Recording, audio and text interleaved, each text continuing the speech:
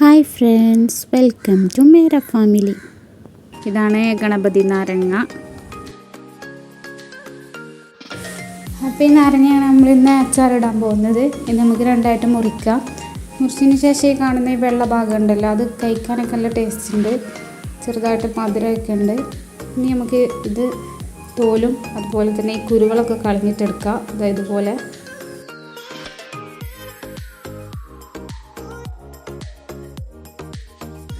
അപ്പോൾ നമുക്കിത് ഇനി ചെറുതായിട്ട് അരിഞ്ഞെടുക്കാം. ഇതുപോലെയാണ് ഞാൻ അരിഞ്ഞെടുത്തിട്ടുള്ളത്, കട്ടി കുറഞ്ഞിട്ട് അരിഞ്ഞെടുത്തിട്ടുള്ളത്. അപ്പോൾ ഇനി നമുക്ക് അച്ചാറുണ്ടാക്കാം. അതിനായിട്ട് ഞാനൊരു ഇൻഡാലിയത്തിൻ്റെ ചട്ടിയാണ് വെച്ചിട്ടുള്ളത്. ഇത് ചൂടായ ശേഷം ഇതിലേക്ക് ഒരു 3 ടേബിൾ സ്പൂൺ നല്ലെണ്ണ ഒഴിച്ചു കൊടുക്കാം. ഇനി എണ്ണ ചൂടായ ശേഷം ഇതിലേക്ക് 1/4 ടീസ്പൂൺ ഉലുവ ചേർത്ത് കൊടുക്കാം. ഉലുവ പൊട്ടിയ ശേഷം ഒരു 1/2 ടീസ്പൂൺ കടുക് കൂടെ ചേർത്ത് കൊടുക്കാം. ഈ കടുക് പൊട്ടിയ ശേഷം ഇതിലേക്ക് ഇഞ്ചി ചേർത്ത് കൊടുക്കാം. ഞാൻ ഒരു ചെറിയ നാരങ്ങയാണ് എടുത്തിട്ടുള്ളത്. അപ്പോൾ അതിലേക്ക് ആവശ്യമായ ഇഞ്ചി, വെളുത്തുള്ളി എന്നിവയാണ് എടുത്തിട്ടുള്ളത്. അതുകൊണ്ട് ഇഞ്ചിയുടെ വെളുത്തുള്ളിയുടെ ഒന്നും അളവ് പറഞ്ഞിട്ടില്ല. പിന്നെ പച്ചമുളക് 1 ചേർത്തിട്ടുള്ളത്, അത് എരിവിനനുസരിച്ചിട്ട് എടുക്കാം. പിന്നെ മുളക് പൊടി 1.5 ടീസ്പൂൺ എടുത്തിട്ടുണ്ട്. അത് കാശ്മീരി മുളക് പൊടിയല്ല, അതുകൊണ്ട് എരിവുണ്ടാവും. അതാണ് പച്ചമുളക് 1 എടുത്തത്. അപ്പോൾ കടുക് പൊട്ടിയ ശേഷം വെളുത്തുള്ളി ഇഞ്ചിയൊക്കെ ഇട്ട് വേപ്പിൻ്റെ ഇല ഇട്ടു. ഇനി ഇതും നന്നായിട്ട് ഇളക്കി യോജിപ്പിക്കാം. ചെറുതായിട്ടൊരു ചുമപ്പ് കളറാവുമ്പോൾ നമുക്കിതിലേക്ക് 1/4 ടീസ്പൂണ് മഞ്ഞൾപ്പൊടി ചേർത്ത് കൊടുക്കാം. അതുപോലെ 1.5 ടീസ്പൂണ് മുളക് പൊടിയും ചേർത്ത് കൊടുക്കാം. 1/2 ടീസ്പൂണ് അച്ചാർ പൊടിയും ചേർത്ത് കൊടുക്കാം. ഈ പൊടികളൊക്കെ ഇട്ട ശേഷം ലോ ഫ്ലെയിമിലിട്ടിട്ട് നന്നായിട്ടൊന്ന് ഇളക്കിയെടുക്കുക.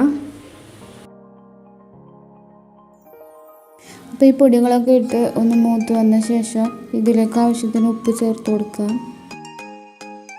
അതുപോലെ തന്നെ പുളി, ഉപ്പ്, കയ്പ്പ് ഇതെല്ലാം ബാലൻസ് ചെയ്യാൻ വേണ്ടിയിട്ട് ഒരു 1.5 ടേബിൾ സ്പൂൺ പഞ്ചസാര കൂടി ചേർത്ത് കൊടുക്കാം. ഇനി ആവശ്യത്തിന് വിനാഗിരി കൂടെ ചേർത്ത് കൊടുക്കാം. ഞാനിപ്പോൾ ഒരു 1/4 കപ്പ് വിനാഗിരിയാണ് ചേർത്തിട്ടുള്ളത്. ഇനി വേണമെന്നുണ്ടെങ്കിൽ ലാസ്റ്റിൽ ഒഴിച്ചു കൊടുക്കാം. നമ്മുടെ സദാ ചെറുനാരങ്ങയുടെ അത്രയൊന്നും പുളിപ്പില്ല ഈ നാരങ്ങ. അപ്പോൾ വിനാഗിരി നമ്മൾ ലാസ്റ്റ് നോക്കിയിട്ട് പിന്നെ ഒഴിക്കാം. ഇനി ഈ വിനാഗിരി ഒന്ന് തിളച്ച ശേഷം ഇതിലേക്ക് അരിഞ്ഞു വെച്ച നാരങ്ങ ചേർത്ത് കൊടുക്കാം. ഇനി നന്നായിട്ട് ഇതൊന്ന് മിക്സ് ചെയ്തെടുക്കാം.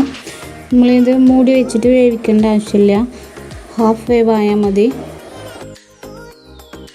അപ്പോൾ ഈ നാരങ്ങ വീട്ടിലുള്ളവർ എന്തായാലും അച്ചാറുണ്ടാക്കി നോക്കാം. ഒരുപാട് ഔഷധ ഗുണങ്ങളുള്ള ഒരു നാരങ്ങയാണിത്. ചെറുനാരങ്ങ അച്ചാറിനെക്കാട്ടും ടേസ്റ്റ് തോന്നി എനിക്ക് ഈ നാരങ്ങ അച്ചാർ. പലരും പല രീതിയിലാണ് ഇത് ഉണ്ടാക്കുന്നത്. ഞാൻ ഈ രീതിയിൽ ഉണ്ടാക്കിയിട്ട് ഇതൊരു മാസത്തിലേറെ കേടുകൂടാതെ ഇരുന്നിട്ടുണ്ട്. അപ്പോൾ നമ്മുടെ നാരങ്ങ അച്ചാർ ഇവിടെ റെഡി ആയിട്ടുണ്ട്. ഇനി ഫ്ലെയിം ഓഫ് ചെയ്യാം.